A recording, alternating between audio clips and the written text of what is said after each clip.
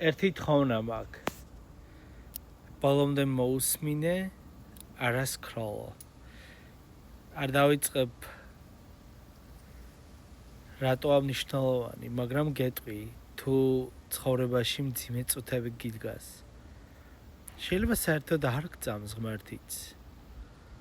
არ ხარ მორწმუნე და ბევრი ადამიანი გეუბნება, რომ არ აქვს მნიშვნელობა ლოცვას. საერთოდ არც იცი როგორ უნდა ილოცო. ან შეიძლება მორწმუნე ხარ და მაინც ვერ ლოცულობ.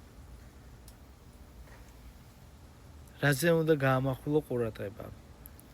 შეიძლება ილოცე რაღაც პერიოდში და თქვი, რომ ლოცვა მაინც არ მშველის და რა მნიშვნელობა აქვს. მეორე მხრივ, მაგალითად, საყვარელი გყავს.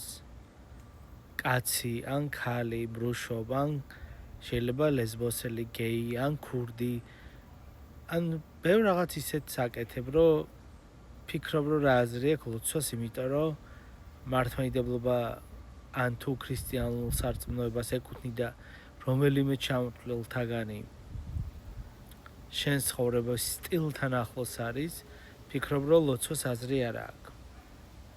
და ეკლესიაც გეუბნება, რომ არა ესეთი ლოცვა ნაყოფს არ გამოიღებს. მე გეტყვი, რომ ლოცვას ძალიან დიდი მნიშვნელობა აქვს. თუნდაც მაშინაც კი, როცა გრძნობ, რომ ღმერთი არ გპასუხობს. ერთია, როცა გრძნობ, რომ ღმერთი შენთანაა ლოცულობ და მეორეს მხრივ ლოცულობ, მაგრამ პასუხს ვერ ღებულობ.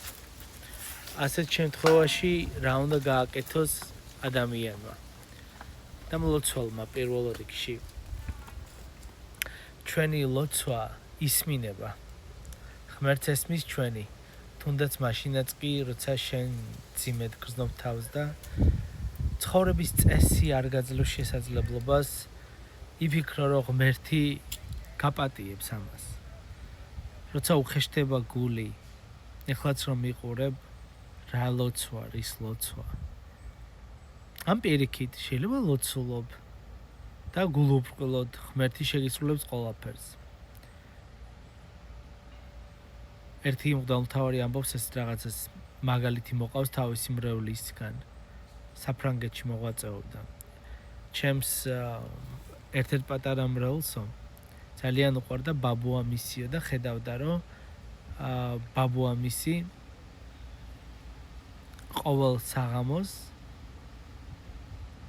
იღებდაო კბილს. და პატარა, ესე ვთქვათ, ყუთში დებდაო, მან არ იცოდა რა იყო ეს. და ეხვეწებოდა ღმერთს, რომ მეც მომეცი საშუალება ჩემი კბილები ამოვიღოო. და ესე ჩავდაო ჭიქაში და რო გაიზარდა, მიხვდა, რომ მადლობა ღმერთო, რომ ჩემი არ შეისმინეო. თორე პროტეზით მოუწევდა ხო სიარული.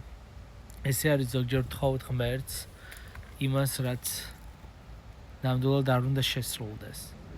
იესოსგან უნდა ვისწავლოთ. ჯვარზე ზოგჯერ დუმარებაც კი, დუმილით შესმენილი ლოცვაც ბევრს ნიშნავს.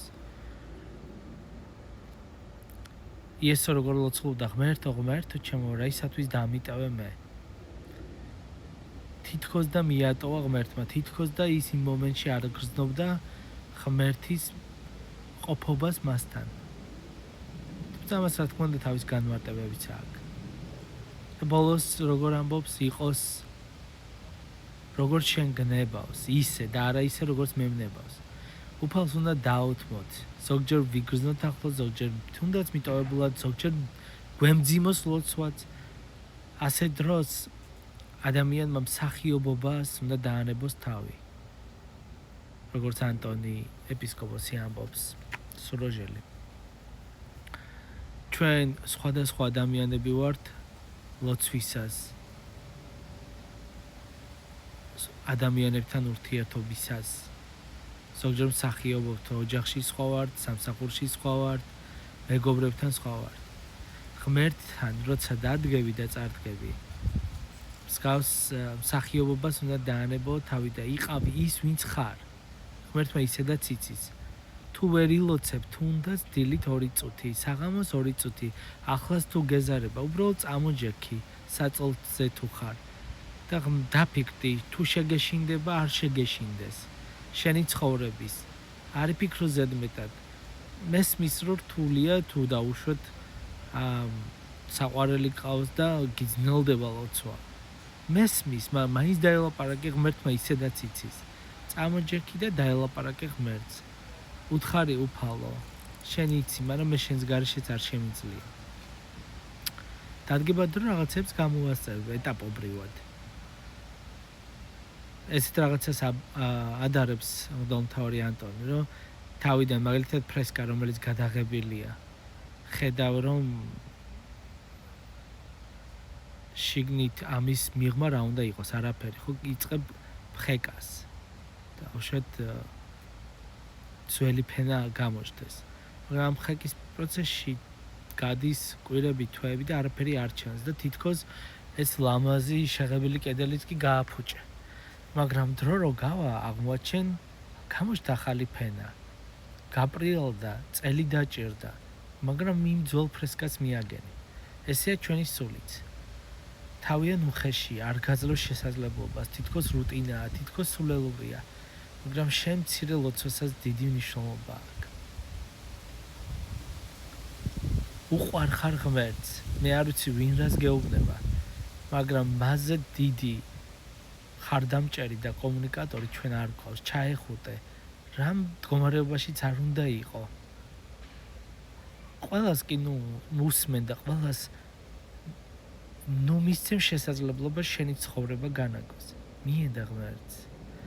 ეს ცოტა დიდი ვიდეოა, მაგრამ ღირს სიყვარულად. თუ პირველი ხარ, გამოწერე ჩვენი გვერდი, რომ ღვთის შესახებ ვისაუბროთ ბევრი. არ გამოგჩეს, გაიხარეთ.